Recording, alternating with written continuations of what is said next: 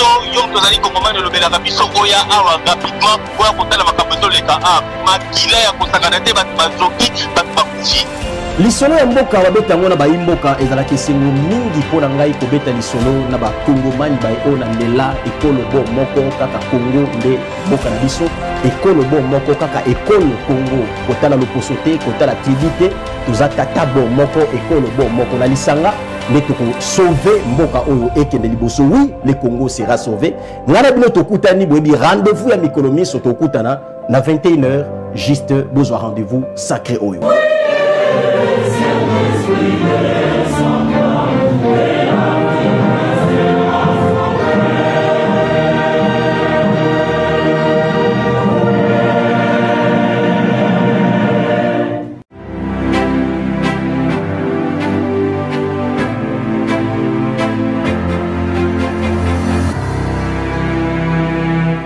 Il est temps que la vérité l'emporte sur le mensonge systémique, que les médiocres dégagent. Si vous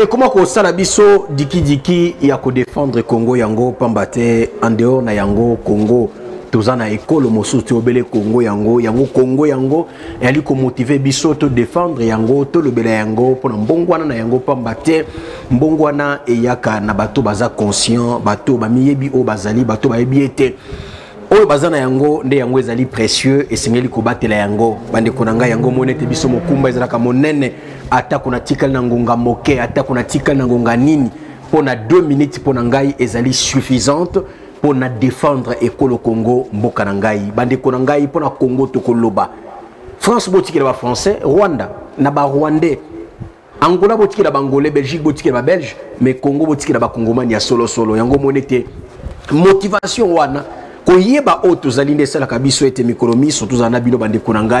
Alors mokolo ya yambo ya semaine ya sika ya posu ya sika otokoti totondi tata nzambe wa sali biso ngolu to kutana lisu na ngai na bino to kutana lisusu en direct ensemble pour na kolobela mboka na biso esala ka ngai sengo mikolomi soza na bino bande konanga surtout o ezali bongo la veille ya mokolo mbotama na ngai na ko jamais ko rater yango kolobela mboka na ngai kolobete nazo bakisa lisusu mbula moko na bomo ina ngai ezali ko mbula wana ezali bongo ko motiver ngai na koba etumba ona le yango pona mbongwana ya RDC bande ko ngai na pesi mbote na merveille katumba oyo azali na réjoui final toali ko koba ensemble na ye ko défendre nkita ekolo Congo. Alors le changement est une loi. Bande ko benga ya bi Congomani yo vraiment ba dossier olobelaka vraiment ba dossier vraiment intéressant, ba dossier vraiment important pour mboka bibiso ezaka Congo. Ngana ko lekisa tango tena bisa bino ngai soko moni ngana lobeli moto wana kende ko sala investigation ko sola eti ya solo Congomana lobaka na blague te. So Congomana côté li moto yeba moto wana za na raison pe mwakambu Congomana akoloba na émission mboko wana nto ke vérifier ko zonga banda banda kolobela bato ko dénoncer so na dénoncer likambo eza bongo. Soki na lobeli moto na ndenge ya malam c'est kaza bongo. Je suis comme ça. Le changement est une loi. Bandeko, pourquoi ces dossiers? Je tiens d'abord à vous informer que j'ai la joie de vous annoncer que notre ministre exceptionnel, je suis fier de le dire. Oh, Aza journaliste, pourquoi il dit ça? Je le dis. Je suis patriote, je suis congolais et fier de l'être. Et je suis motivé de le dire. Je parle de notre ministre exceptionnel. Celui qui fait la fierté de tous les Congolais, surtout de la jeunesse. Je parle du ministre d'État, ministre de la Justice et garde des Sceaux, Maître Constant Mutamba, toujours constant comme son nom, malgré les combats des ennemis, malgré les ennemis qui veulent à tout prix son départ, n'a sens nyonso, Dieu est avec cet homme. Bobi était mikolomilega, il annonçait qu'il a été empoisonné. Alors, tata mokonza ekolo Congo na maman premier ministre ba pesa ki ebongo nzela akende kozwa ba soin rapidement na libanda ya mboka ko traiter poison ozalaki na yango. Mais le col a diki eza kati na ye motivé ya mbongo wana ya ekolo Congo surtout ko kene nango na suka eza tellement urgent makambo etali ba réforme na secteur ya justice kota kendaki mikolo mike azongi lelo on ali ko bisabino azalaki na musala alaki na bureau na insambe na ngai. Tout celui qui se lèvera contre cet homme a okutana nzamba solo. Parce que bandeko na mona pe na yoka na ngai mais ya tata oyo il a les soutiens divins et les soutiens humains. Tata wana Dieu est avec lui. Alors je voulais vous le dire parce que nous parlons des lois. Et quand on parle de la loi, déjà, vous voyez, vous vous référez à la justice. Et notre ministre, précieux ministre de la justice est déjà à Kinshasa, Azonga Kibongo, Uta Mokolomo Lobi, les lois Zalaki na Mosala, a continué Bakisi, pe ba orientation Munganga Pesiye, pour les Kametali santé naye, état de santé Pambate, Azalaki empoisonné. Poison zalaki ya makasi koleka, mais gloire à Dieu, makasi ezali, maloba na ye ya liboso oyo azwi lelo, alobi ete etumba ezali kokoba, aoke nango tina suka, orientation oyo mokonzi ya ekolo Congo apesi ye, ya ko réformer justice, akoke na yango tina suka. Et Ngai Kongomani, je le sais, comme je l'ai dit dès le début, il y a Tata Oyo Azoki Bokonzi, Nalobaki Yango était présence naye, c'est un grand message. Omo Konzamboka Alingaki apesa na Baimboka et que c'est l'heure, il y a changement, il y a Mboka Nabiso. Alors, Bade Konangai,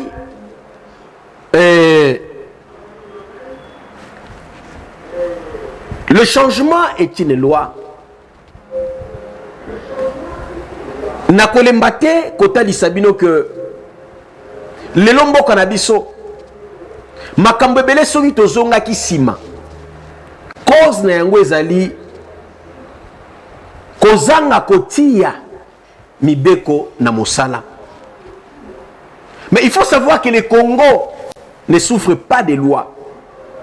Nous avons tant de lois, peut-être révision des lois, mais nous avons des lois. Le Congo, mon pays, ne souffre pas des lois. Mais le problème qui est là, c'est l'applicabilité. Il y a Mibeko Wana. Mibeko Wana peut être na misala des problèmes. Maman na likambo. Bisika likambo ya monene ezali yango wana. Bisika maman na problème ezali yango wana. Kozanga kotia mibeko wana na misala non respect ya mibeko ezongisi mboka na biso bisika toza lelo o tozo bundana eke to telemisa yango nakta mokonza ekolo Congo. Et aujourd'hui avec notre précieux ministre de la justice, Maître Konsa Mutamba, Bande Konangai, je ne cesserai de vous le dire. Là où le Congo est aujourd'hui, le seul secret de relever cette nation, ou pour relever cette nation, et arriver là où Fachi veut nous faire arriver et nous laisser avant son départ, il nous faut le respect des lois. Ce n'est pas en vain que le chef de l'État a mis en place au ministre de la Justice, ministre de l'Intérieur, un homme droit, maître avocat, confiance. Je parle de maître Jacques Chabani à l'intérieur et sécurité. Et Batata Omi Balé, Baké en guerre contre l'antivaleur. Et aujourd'hui, vous voyez, de l'autre côté, la justice, Maître Konsa Mutamba, tout feu tout flamme pour la réforme de la justice. C'est la justice qui élève une nation. Aucun intérieur et sécurité. Maître Jacquemain Chabani a pris à bras le corps la vision du chef de l'État dans ma pour stabiliser la sécurité et dans le territoire national de Sika Okimezalité. Et aliko simba bisika o bilongo bani pete kimia ezonga ndaye na opération il y a mobilisation, il y a sensibilisation pour notre sécurité. Respectons la loi et les règles. Ou pour ma sécurité, je respecte la loi et les règles du pays.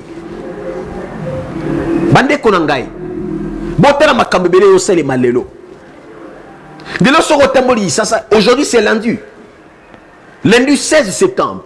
Bato ba maki lelo oyo, même moi qui vous parle ici, na coûté na embouteillage pour na fanda ana sa l'émission. Tongo tipo embouteillage, mais ce côté embouteillage ne cause dans les animes. Eza kokumba mabe ya ba chauffeur kisasa. Base na yango wana mingi na raison monene yango wana va ya ba tracasserie mais en réalité base ya embouteillage na kisasa non seulement banzela ou banzela za muki problème eza un civisme routier ya ba chauffeur. Ba chauffeur rebelle bazo ko se méconduire na nzela. Bato ba lokoti ce que ba PC volant aye ko na balabala aye bi ata code de la route tête. Et maître Jacquemain Chabani, le VPM de l'intérieur, a dit non, mettons en place, mobilisons-nous tous, sensibilisons nos compatriotes, Toto Samibeko, pour la Kimia Nabiso. Tolinga mbouteillage ici là, Toto Samibeko. Mobeko, il y a aussi sa mbouteillage janine. Tout ça code de la route, Mobeko et Anzela. Ils ont dit code de la route, tout ça Nzela. Tout ça Mobeko et Anzela. Bisika ko déviété, ko déviété. Bisika ko la manœuvre était, ko la manœuvre était. Bisika bande konanga ya kozwa sans iniquité kozwa te. Bisika kozwa deuxième bande te, kozwa deuxième bande te. Bambouteillage le les a causé na nini ba deuxième bande motamoni embouteillage les autres ont respecté nini procédure ya nzela embouteillage za atika na bande wana mais ba musuba to pressé ba l'équipe ba to ba respecter nzela. Tout le monde est pressé au Congo, tout le monde est pressé, tout le monde est pressé à Kinshasa, tout le monde est pressé. Donc les autres on va tirer la bande normale, baboye te bakota na basa la deuxième bande pour que vite embouteillage, bango baké babité, ah bango baza kuna, bango baza pressé, tengane na pressé à du sens unique. Aujourd'hui, j'ai vu même sans honte, sans sonne, une personnalité, soi-disant une personnalité, na ba garde naïe, bazu sens unique pour embouteillage zanaki. Je me suis dit tozana wapi, toza wapi. Est-ce que bateau bazo landa message il y avait pas à l'intérieur pour notre sécurité, respectons la loi et les règles. Mais cette mobilisation ne concerne pas seulement le citoyen, les autres qui n'ont pas de fonction. Ça concerne tout le monde. Chers ministres, chères autorités du pays, tous nous sommes devant la loi, nous sommes redevables. Tous nous sommes en dessous de la loi. Tous on a 5 milliers de bisobans. Cette mobilisation pour réussir, pour ça, et Sengeli Bakambi Bazara modèle, nous sensibilisons la population. Moi, je soutiens cette initiative. Je soutiens cette vision. Ce n'est pas en vain que tous les journalistes Kolobele parce que c'est le secret. Il y a changement en Bokao. Koto Samibeko.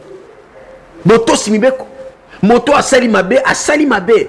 Moto Kouina Mbeba, Bope Sae et Tumbu Oebongi Naye. Maweza la terre. Nous avons la loi. Nous sommes dans un pays de droit. Nous avons les chefs de l'État qui prennent l'État de droit. Alors tous, travaillons tous. Na bomoko. Totombo lankita ekolo oyo. Nanzela ni na koto samibeko. Pour notre sécurité. Pour notre développement. Le développement de notre pays. Pour le changement de notre nation. Tous. Nous sommes redevables devant la loi. D'où à l'ex, c'est l'ex. La loi est dure, mais c'est la loi. Elle est dure, mais c'est la loi, elle reste la loi. Et c'est elle le secret du développement. Nous sommes tous redevables et devant la loi, nous fléchissons tous. Aucun ministre n'est au-dessus de la loi, aucun député n'est au-dessus de la loi, aucun sénateur n'est au-dessus de la loi, aucun membre, il y a bureau, il y a gouvernement, jamais. Nous sommes tous en dessous de la loi. Et nous devons respecter la loi et prendre à bras le corps cette vision, cette mobilisation du VPM de l'intérieur et sécuritaire, Maître Jacquemain Chabani, qui a initié une opération qui nous concerne tous. Pour notre sécurité, respectons la loi et les règles du pays. Et dans le secteur, dans tous les secteurs, nous avons motocycliste, tout ça, nous là. Biscuit a pexi moto et matate, comme matate, soit des motos a pexi et matate. Nous sommes dans un pays où il y a kene na so de moutons ya nini ya sosimat. Bisika bacha nini ya séparateur ozo kabola entrée ya commune ya Ngalema na sortie ya commune ya Ngalema pour na okota na commune ya Gombe. Bandeko bache so de moutons ba pekisa ba mituka o ya poids lourd et les cas na so de moutons te. Mais mituka ne kana so de moutons. Mususu les cas wana ebuka nini séparateur o ya signalisation ya nini ya kabul de commune Ngalema na commune ya Gombe. Ti abukango. Est-ce que nous avons des ambano? Ils ont banoté. Peut-être qu'ils ont boutou, on peut comprendre. Mais dans un pays de droit, dans un pays où on prône l'état de droit, et Sengeli Mbano Ezala. Aujourd'hui, je suis content. Quand je vois les CESAC, et je salue mon président, l'homme intègre et sage, M. Christian Bosembe.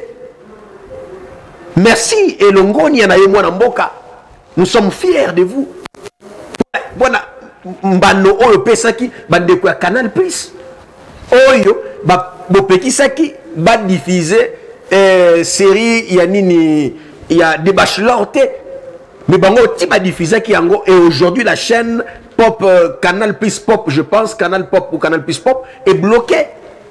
Et c'est les ba suspendre pendant 45 jours. Ti série wane aussi la chaîne yo mbano.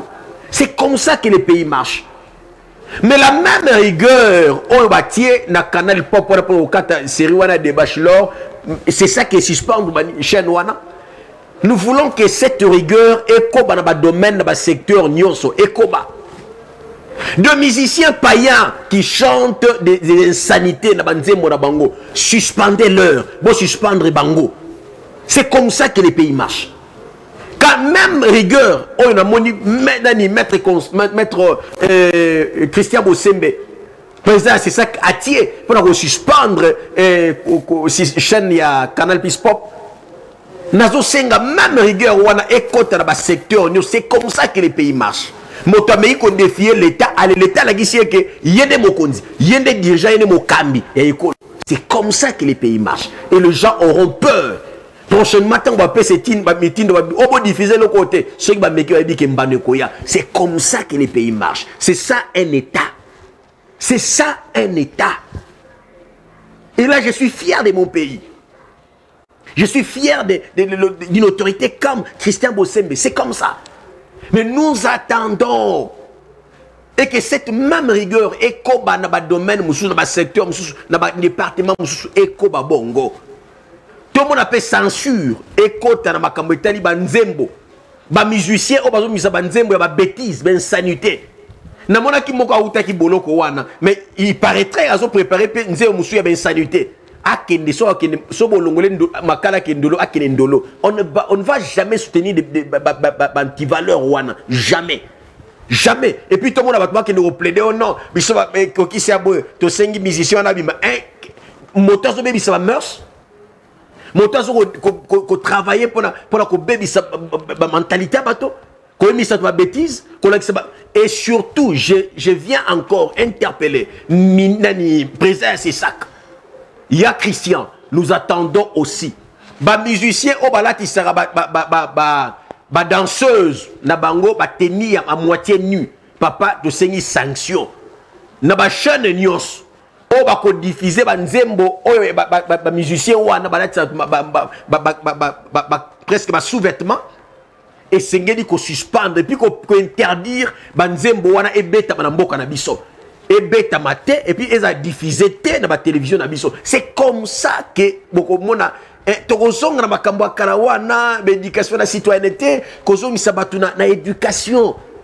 Lolingi ba mama na biso bakoko na biso bakolaki éducation wana nzoto ya moto ya mwana mwasi ali sacré kobatela yango sa qualité wana nzoto ya mwana mwasi lelo oyo na sa qualité te. Ok, les réseaux sociaux, nous sommes exposés. Ok, mango la télévision, et l'andio boy. Mais pendant que sécuriser l'État censure ça les mains. Et s'il faut même qu'interdire ma caméra TikTok, tant qu'au côté ça va réforme la TikTok, c'est possible. Et que moi, si nous sommes utilisateurs, nous sur TikTok. Oh, bah, comme on a photo, a publié photo à moitié nue, to a publié ma bêtise. Bakolandela ye l'état ya okangaye bande ko bokomona ba secteur nyonso na mes réseaux sociaux bako assainir yango. Tout ça c'est possible. Question à rigueur, question à sanction et à la réelle et à la promesse c'était mais à la authentique. Il est temps que le Congo change. Mais le Congo ne changera pas seulement par un seul homme, une seule personne, Fachi. Non, Fachi c'est le commandant en chef. Dans une équipe, oui, on peut avoir un capitaine, coach. Coach a sa instruction. Aujourd'hui, quand nous voyons Constant Moutamba, tout le monde est content. On le Constant Moutamba s'appelle, on le Moutamba s'appelle. Mais c'est quoi les secrets? Où est-ce que Constant Moutamba puise la force? Il y a Constant Makambozo Salawana, ma décision, c'est auprès du coach, c'est auprès de Fachi. C'est Fachi. Si comme ça, aujourd'hui, il y a des décisions déterminées dans le système, où est-ce qu'il puise la force? C'est auprès de son coach, le président de la République. Pour vous dire qu'à lui seul, il ne peut rien faire. Il travaille dans sa force. Kende, tu es avec moi, je te soutiens. Salaboui. Un coach, il fait son travail. Parce qu'il sait que c'est à lui l'honneur. Parce que dans c'est lui qui a marqué, c'est lui qui a marqué. Mais n'oubliez pas que pour y a marqué coaching, coach. Et le coach c'est Fachi. Tout ce que Moutamba fait aujourd'hui, l'honneur revient. Ça m'étonne de voir les autres à Koumisi Moutamba. Mais Félix, mais Moutamba, c'est ce que Moutamba fait. C'est à cause de qui? Parce qu'il a le soutien de Fachi. Parce que Fachi a presque confiance en Dimagi Katinaye. Si on acclame aujourd'hui comme ça Moutamba, on acclame aussi pour Fachi. Parce que c'est lui le bon coach. C'est lui qui soutient Moutamba, c'est lui qui est derrière Moutamba.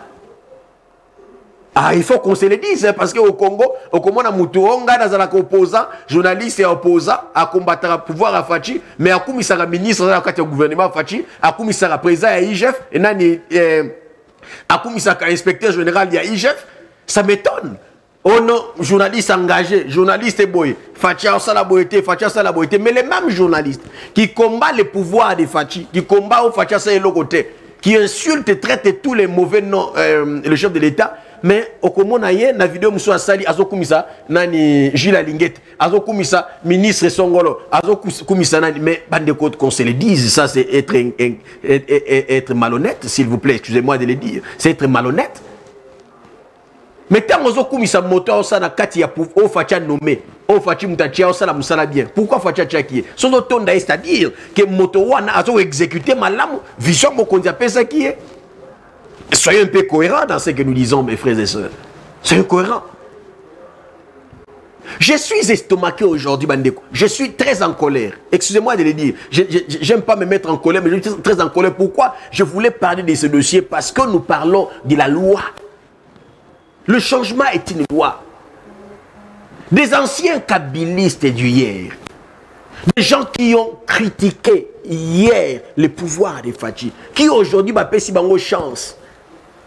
Boya to kamba ekolo, boya bozaba na mboka. Baponi bati o kende président de l'Assemblée provinciale ya Congo central. O kende boy. Mais ces mêmes personnes commencent à combattre le chef de l'État en s'attaquant aux gens qui font la fierté de ces pays. Ça m'étonne. Comment les gens peuvent avoir le courage dans un pays sérieux de voir un homme comme l'honorable Michael Lukoki, le directeur du cabinet de la première ministre, Maman Judith Souminoa Toulouka. Batwa Sangani, Balobi, non, pour déstabiliser Madame Souminoa, il faut enlever cet homme intelligent, cet homme intègre, cet homme cohérent. Soto longolier mbalamoko toko ici Madame Souminoa. Ba ennemi, il y a Premier ministre, Banguna, ba créer cabale. Ba le oh non. Ndeko, donne-moi la photo. Pesanga une photo, comment battre cet homme. Comme je parle de ces dossiers. Je suis estomaqué de voir sur les réseaux sociaux, il y a des gens, soi-disant, autorités, pour s'attaquer, pour essayer un peu, il y a que saper image, il y a un jeune intègre, un homme qui a de mains propres, un jeune qui fait la fierté de cette nation, et même du Congo central. Je parle de l'honorable, un élu du peuple, député national, et aujourd'hui, directeur du cabinet de la première ministre, Madame Judith Souminoa. Bon, tu as l'image, même, il y a des gens, même la image,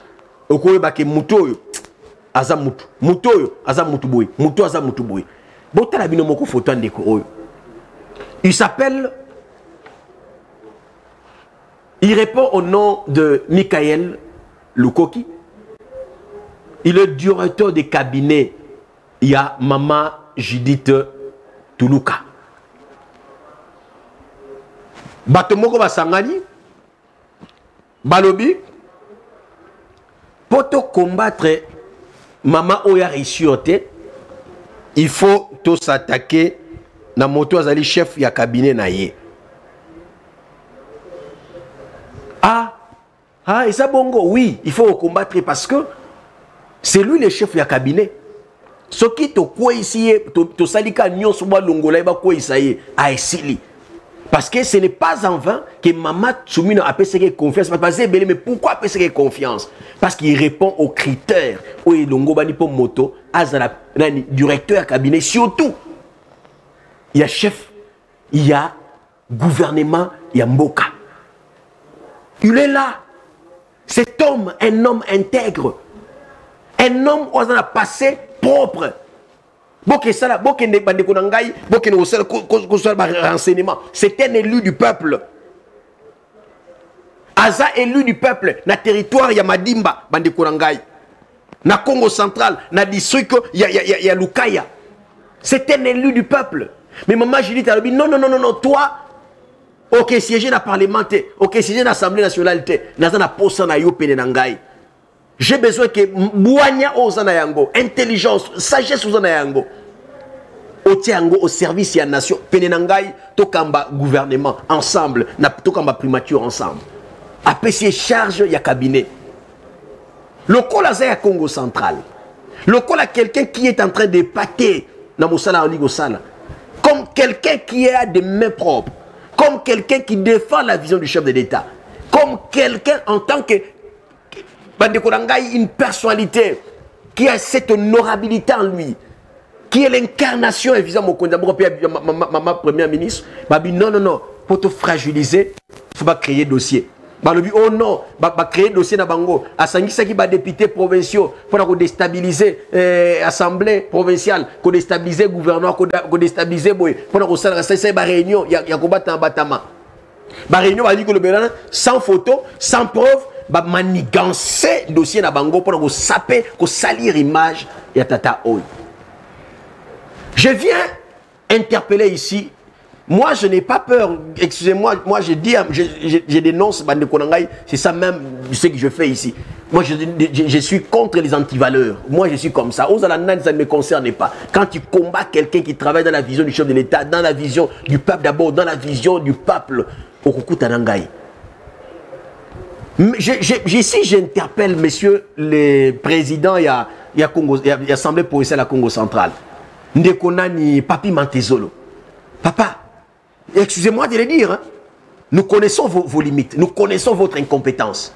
Concentrez-vous d'abord à améliorer votre manière de travailler. Le Congo central a besoin, il y a transformation, il y a changement. Je sais qu'il y a chance, le président, il y a l'Assemblée provinciale, travaille, Tchamayele, Sana Moussala, pour la province. L'Andela Moussala, il y a prérogative. botique arrêté ko manigancer ko sala ba cabale pour ko baby sa image ba toto na bango bazana no belete. Des hommes intègres, parce que belete na mboko. Des hommes qui travaillent dans vision mokonza boko parce que belete na mboka oy. Des hommes qui ont des mains propres, un passé propre. Ti le baza propre, baza il faut continuer au côté na makambu ya corruption te. Directeur à cabinet. Il y a premier ministre au côté de ma dossier rétrocommission. Oh nini boy. Et toi tu viens, votre clique là, vous venez pour saper à l'image de cet homme, pour salir l'image pour moto a kene boko sino kambo créer les dossiers le kuta kene pour batie na biso bato na bino wana o bozali ko kena bango nzela moko ya na ba makambo ya bilinga tout ça. Ça ne passera pas. Si vous continuez, boye bayango. Messieurs,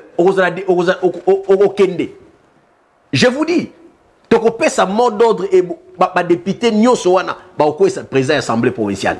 Il y a Congo central. Le Congo central a besoin de l'unité. Ces pays, nous avons besoin, il y a unité nationale. Nous voulons la cohésion nationale. Tolingi ba division te divisé pour mieux régner. Tolingi bloko wanate. Congo central, cher, notable à Congo central, bobenda matoyi batata, oyo benda ba matoyi, batika elenge oyo, ama boko peto, bakotise na bakaban na bangote. Nous, si les Congomani, moi, na lobeli tata o, vous savez que je ne parle pas de tout le monde. Parce que c'est un homme crédible. Un jeune crédible. Bato ba la fierté mboka o. Et aujourd'hui, le Congo central est fier d'avoir un homme comme Michael Lukoki Nsimba. Michael Lukoki Nsimba, quelqu'un qui fait la fierté. Un jeune, bon, un jeune. Elenge. Balbabi, sa carrière politique est tata o na okosile makambo. Ekolekate. D'ailleurs, monde a mutu lokola une voix écoutée partout, lokola voix ya Congo bande naza a eza blague ta. Sur la côté du Kambo, na kena oti na suka. Et dossier o na kolobelango poso nyos pour mettre en garde bato bazo continuer au créer bakabala lukuta pour mettre na se na mabele ba effort oyo mama premier ministre ali ko sala dans zela ya directeur à cabinet na ye pour stabiliser makambu na mboka oyo bosala keba bosala keba soki to fande liyo tata toko sala ba investigation makambo peut-être na ba musuba yebite mais biso to yebi sala keba combattre un jeune qui fait un bon travail dans la vision du chef de l'État et dans la vision de la première ministre. Il va combattre bateau bazo défendre mboka o ozo tumbo la biso to défendre ba crédible bateau ba crédible ya mboka o. Donc je voulais dire ça, je voulais vraiment faire cette mise en garde pour na kotalisa bango talisa bateau basangana ki wana et que nous sommes au courant de tout et faites très attention. Bosala keba. Ko combattre ndeko Michael honorable Michael Lukoki Nsimba, ezako Simba, Mama Souminwa, vision ya mokonzi mboka, parce que ti tata wana batia ki pe na mama premier ministre a pesa confiance, eza blague te, s'il vous plaît, bosala keba. Alors bande korangai, donc bato boy waki yango, boy bida Congo so lobili kambo, ba précision non sur famille. Donc, ne suivez pas ces bêtises. Bolanda biloba ba bêtises ils ont choqué na toilette na réseaux sociaux té, bato ba réseaux sociaux té, bato ba divisaka pour mieux régner té, bato ba incompétents, ils ne font rien depuis qu'ils sont là. Mais balingi ba bata masima ya elenge ya bato oyo aza kosala mosala, un homme exceptionnel, un homme intelligent, un jeune maboko pembe qui a un passé propre. Pour battre ma simatata wana, aux la responsabilité à monnaie na province, gérer yango bien. Bimisa mayele parce que sa responsabilité à monnaie, aux autorité à yambo. Vous avez la responsabilité minene na province, pour gérer yango bien. Botika ko batama sima il y a un jeune exceptionnel qui est na pene, il y a maman première ministre lokola mokambi ya cabinet na ye bosala keba donc honorable Michael Lukoki, honorable Lukoki, faites votre travail. Celui qui vous touche le peuple. Celui qui vous touche le chef de l'État. Celui qui vous touche la première ministre. Parce que confiance, ce n'est pas en vain que maman wana na maye le nyoso maman Soumino zana yango avec la haute intelligence et la haute sagesse maman Soumino a okende ko moto directeur à cabinet, on a dit chef à cabinet, n'importe qui. Non, ne vous en faites pas. Maman Soumino, na niveau ya zana yango ayebi pourquoi tie ki tata wana. Alors bon travail, messieurs les directeurs de cabinet, kolanda bato wana te, so ba meki ba okutana bato yo, ba o défendre bato za crédible biso ba o, to s'attaquer, to telemela bango et puis to mettre bango ami, to talisa babo joba, pe makambo bali ko incompétence na bango. To talisa ba limite na bango. To démontrer ba limite na bango na ba etando yike. Pour TV za radio te. Bo sarakeba. Le changement est une loi. Le changement est une loi. Alors, Bande Kourangaï, le Loïsaraki, ouverture, il y a session ordinaire, il y a septembre. À Parlement congolais, quand on parle du Parlement, on voit les deux chambres. Il y a le Sénat et l'Assemblée nationale. Alors,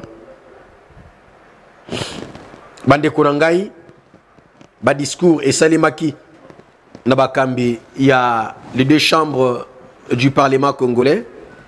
Basilaki Bongo, Kotalisa, Makanisi Oyo, Pévision Bazana Yango, pour la session budgétaire Oyo, surtout pour l'intérêt, il y a population Péamboka. Et rassurer la population était la session où il y a septembre, bien sûr qu'il y a session budgétaire, mais mon sala et Kosalema, il y a Kafu, contrôle parlementaire surtout, et Kosalema Lolenge Longobani, pour l'intérêt de la population. Alors, dans les Kambetali, insécurité, interpeller le gouvernement, les mesures nécessaires pour kozwa Kimia Ezonga na bisika ezalite afin que population babika lolenge oyo elongobani bisika bango bazali. Bandeko bali ko seme ba trouble dans cela. Bandeko bali ko kanga ba innocent, surtout ba gens de l'ordre ou ba gens de désordre dans cela. Essayez un peu de changer votre politique. Yanzela, mettons tous en pratique ou en place makambo yo toye kolaki. Batekorangai, le changement est une loi. Nous voulons le changement de cette nation. Apprenons tous à respecter la loi de notre pays. Nous ne sommes pas dans un marché. Nous sommes dans un état de droit. Nous ne sommes pas dans la jungle. Nous sommes dans un état de droit où il y a le respect des lois. Et le changement qui est une loi passe par le respect des lois. Ne soyons pas professionnels en critique.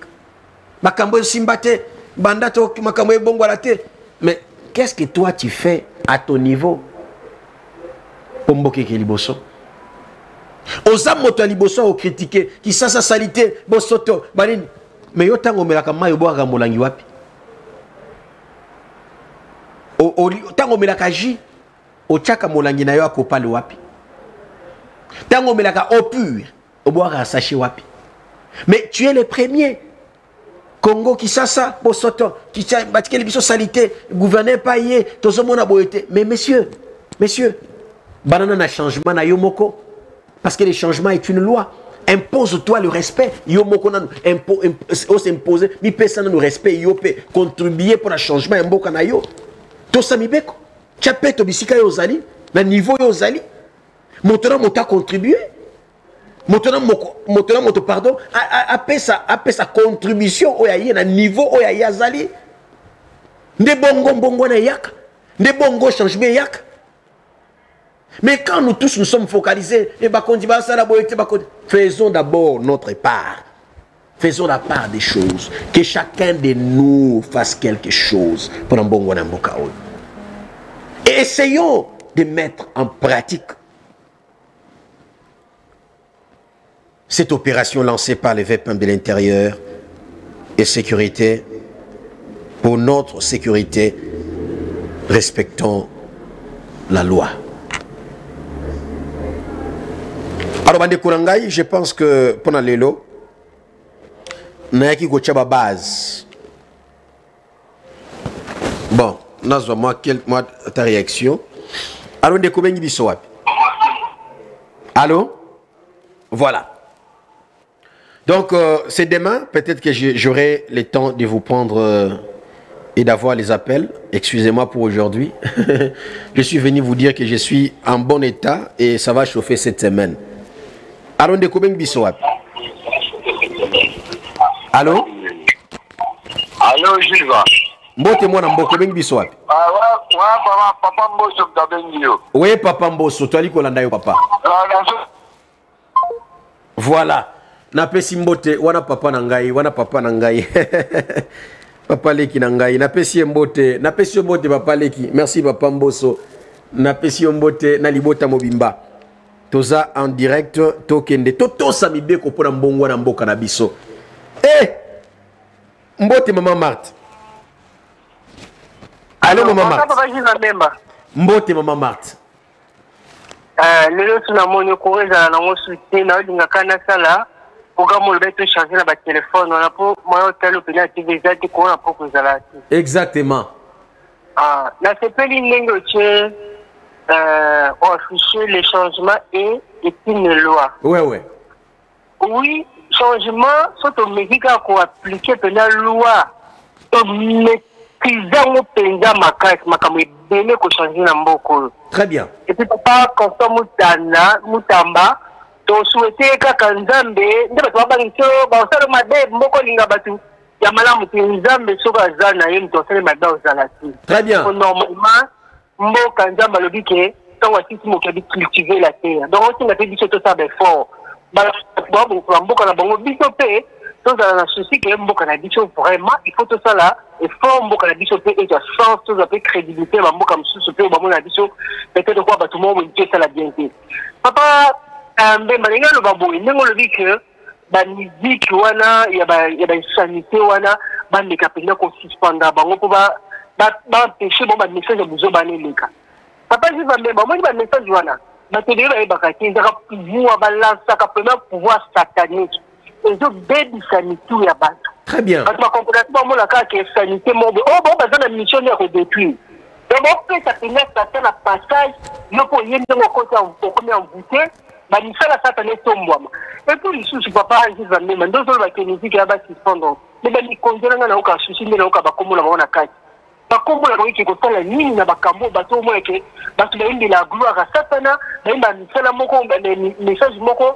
Ils ont envoûté tout message moko za pouvoir moko diabolique bino bonza mapiti bino ceux moyen bo kamamboka boko tele mala batu wana bo kenda ba concerter bo kenda ko ba message na mitu na bilepi tiko bango bazo se taba imba bona kati papa visible même faut le bien ni ko so ba indi bino te bo viva te ba imba na mizika te bo za pe jampe te ça te ba sonya bana bi bana bi pe bazo la ndaka ba pe ba imba ka ba yo mona ki ata bala bo ba tanyi ngeng ba ko sala ta excellence na mboka c'est bon pe boya ka ba c'est ce que ni ba papa bo ba imba ba no mona ka jamais moi mkonja mboka mo ba tongi ba classe ya minene ba ya ba sala biso to ba komi ko inventer ba avion ba téléphone ba télécom ba sala ngote po ani ba ke ni ka musique za ka qualité za ka pena ko baby sa ba esprit za kitoko te aji ba même merci beaucoup. Merci beaucoup Maman Marthe na sepeli ko yo kabino lisusu. Merci beaucoup, je pense que ça retour ya Maman Marthe ye namona ba Maman Mayele, Maman Marthe aza parmi Maman Mayele mboka oyo. Merci beaucoup maman pour la contribution nayo, pour la réaction nayo na émission mboko yo ya nani. Et ça ngai sengo sona yo ka maman ya bwanya, bande ko bakongomani ya bwanya kopesa contribution na bango. Je salue mon excellence, mon honorable, mon grand frère Jean Goy, Likofi ya Changu, le leader Maximo ya Changu. Napesi mbote kulutu nangai. Yaya nangai moko qui fait la fierté de ma famille, il fait la fierté ya Changu et il fait la fierté ya bakongomani, surtout les jeunes congolais. Donc mes respects à vous. Retour à Malam où il y a session, il y a septembre, aux Alaki na vacances parlementaires, toujours sur le terrain. Et nous savons que les rapports pour Bana Changu et que vous en avez bénéficié, Bana Changu et Bana qui s'assa Mobimba, surtout Yamboka Mobimba. Et les rapports, il y a honorable Jean Goy Mvunzi qui était toujours proche. Il y a population dans vacances parlementaires de Rosoa Makambo, il y a Solo. Très bien. Alors, Bande Konangai, toujours qui est dans Souka, il y a émission Nabiso. Toujours qui est dans Souka, il y a aussi ici émission Nabiso. Pourquoi l'élo? Toujours qui est dans la lobby à 21h. Alors, il a vu les jours un certain 17 septembre, un serviteur du peuple, un serviteur des Congomani, un défenseur des valeurs, un défenseur, un combattant face aux incompétents, un défenseur des belles initiatives, une fierté pour la jeunesse, un grand combattant de la presse congolaise, un jeune ambitieux. Lui on l'appelle pour les intimes, c'est KJM, des défenseurs de tous les Congolais, l'espoir d'un peuple, de tout un peuple, la confiance de tout un peuple, un jeune mais qui promet et qui prône des valeurs. Il a vu les jours un certain 17 septembre, la date à laquelle Dieu a choisi. Dieu s'est dit non, c'est la date propice et bénie pour que j'envoie cet homme sur la terre. Et Dieu a choisi ces jours, cette date du 17 septembre, qui était un dimanche, pour mettre à la disposition du couple Mbemba un précieux garçon, un grand homme. Je vous parle du Congoman Jules Vambemba. Demain c'est mon anniversaire. Alors je ne peux qu'aussi me souhaiter joyeux anniversaire. Joyeux anniversaire à moi-même. Pour ceux qui m'aiment, demain c'est mon anniversaire.